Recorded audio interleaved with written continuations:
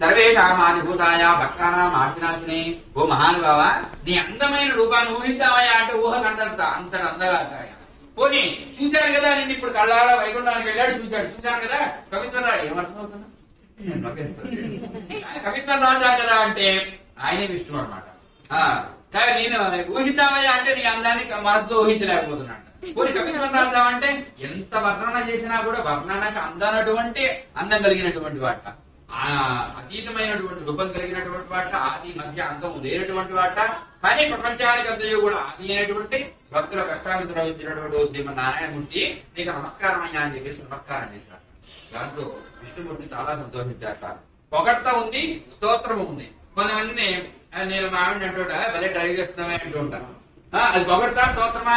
నిజానికి పొగడ్తకి స్తోత్రానికి చాలా తేడా ఉంది. లేని ఉన్నట్టుగా చెప్తే అది పొగడ్తా, ఉన్నది ఇంకా చెప్పాలనిపిస్తోంది.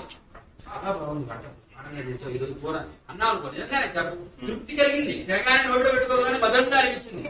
ఆనందంతో చెప్తే అది స్తోత్రం అవుతుంది. నిజంగా అది వ్యక్తులకు చేసినా సరే అలాగే చెప్పాలనిపిస్తోంది, కానీ ఇంకా చెప్పడానికి మాటలు సరిపోవట్లేదు అనే భావంతో చేసేది ఏదైతే ఉందో అది స్తోత్రం అనిపిస్తుంది. కాబట్టి అటువంటి స్తోత్రం చేశారట. ఈ ఇతను కూడా ఏమని చెప్పాడు, స్వామి నిన్ను వర్ణిద్దాం అనుకుంటున్నాను, కానీ వర్ణనకు అందనటువంటి రూపం కలిగినటువంటి వాడా అని చెప్పి స్తోత్రం చేశారు. దాంతో చాలా సంతోషించాడట నారాయణమూర్తి. విష్ణుమూర్తి అనుగ్రహించాట. ఓయి నువ్వు చేసిన స్తోత్రం వల్ల నాకు చాలా సంతోషం కలిగిందయ్యా, నిన్ను అనుగ్రహిస్తున్నాను, వరం కోరుకో, ఏ వరం కావాలి కోరుకున్నాను. దాంతో